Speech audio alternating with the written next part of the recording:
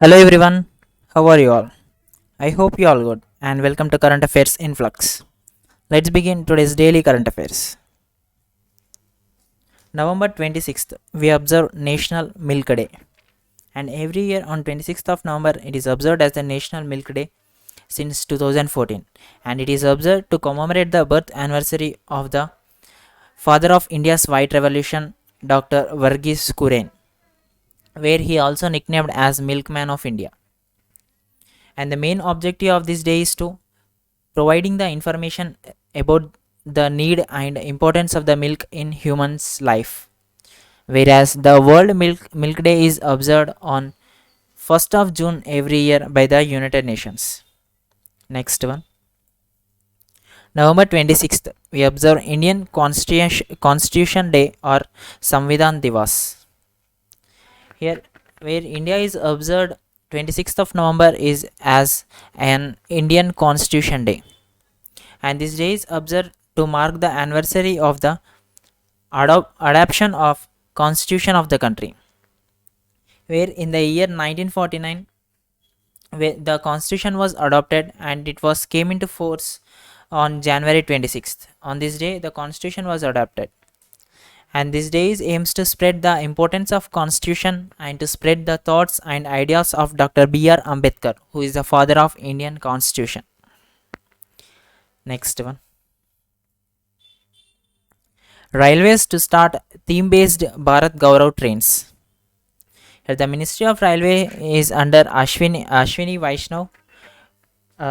He said that the railway is going to start the theme based Bharat Gaurav scheme trains, where in this scheme the trains are specialized for for one path only, and this by this the railway is trying to increase the tourism attractive of the country, and by where the trains are going for only for the tourist places only from one point to the other point, and these trains are run through private and the state owned service providers, whereas in this the railways have decided more than 3000 AC and non AC coaches, and the first train is going to be launched on January 2022.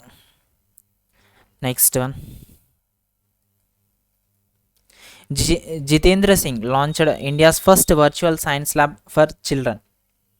Here, Jitendra Singh, who is the Minister of Science and Technology, has launched the India's first virtual science lab for children under CSIR, that is Council of Scientific and Industrial Research Jigyasa program, where in this lab and these labs will connect students with the scientists across the country, where they provide the quality research exposure and innovative method of and practice of teaching for the students. Next one, PM Modi lays foundation stone of Noida International Airport at Jewar in UP, Uttar Pradesh.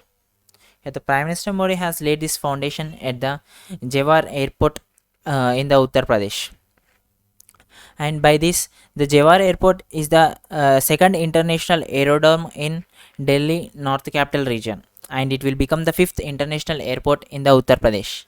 And by this, after the completion of this build of this international airport, the Uttar Pradesh has the highest number of international airports in India, and it is constructed over 1330 acres of land area, and they are expected to be operational by September 2024.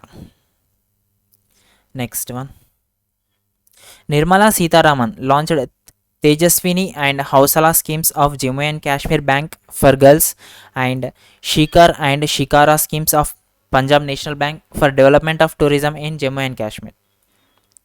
Here, the Union Minister of Finance Nirmala Sitharaman has launched two schemes called Tejasvi and Hausala schemes of Jammu J&K Bank for girls. Under this, the bank will provide a amount of 5 lakh rupees for the women who are aged of 18 to 35 years of age for establishment of the of their of their own businesses, to start their own businesses. And this they will given about amount of rupees 5 lakh loan to empower the women, and for the employment, and for employment of women. Here the lieutenant governor of Jammu and Kashmir is Manoj Sinha. Next one, the 13th edition of ASEM, that is Asia Europe meeting summit, is being hosted by Cambodia. Where this it is the 13th edition of the Asia Europe meeting, which is hosted by Cambodia, and it is been organized on 25th and 26th of November 2021. With the theme and the theme of this 2-day summit is strengthening multilateralism for shared growth. And if from the Indian side, the Vice President M Venkaya Naidu will be delegated in this summit through virtual platform. Next one, whereas this year, that is the 2021 year, the summit marks the 25th anniversary of Asia Europe meeting. Next one, ADB approves $1.5 billion loan to India for COVID-19 vaccine procurement. The Asian Development Bank has approved a $1.5 billion loan to help the government of India for the purchase of safe and effective vaccines against the coronavirus. Where that AIIB, that is Asian Infrastructure Investment Bank, is also expected to co-finance an additional of $500 million for this project. Where the ADB has approved $1.5 billion loan, and this it will be used to procure of 66.7 crore COVID-19 vaccines for the people of the country. Next one,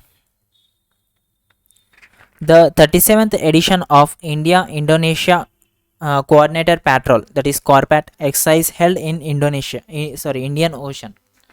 Here this is the 37th edition of Corpat between India and Indonesia, which is being held in the Indian Ocean.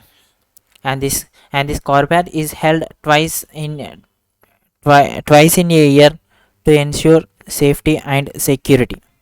And in this exercise, from the Indian side, that is INS Khanjar and Domir are participating in this exercise. If we see the other exercise with Indonesia are Samudra Shakti, which is a bilateral maritime exercise, and Garuda Shakti, which is a joint military exercise. Next one, Moody's projects India's GDP growth forecast at 9.3% in financial year 2022 and 7.9% in financial year 23. That is Moody's, which is an investor service, has reported its list, that is for India. It has projected the economic growth would rebound strongly with 9.3% for this year. Next one, a book titled Conversations. India's leading art historian engages with 101 themes and more, authored by Brijender Nath Goswami. Here this Brijender Nath Goswami, who is an Padma Award receiver, has authored this book called Conversations. And this book is published by the Penguin Random House India.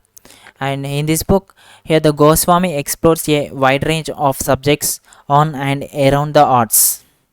Next one, a book titled Contested Lands, India, China and the Boundary Dispute, authored by Maruf Raza.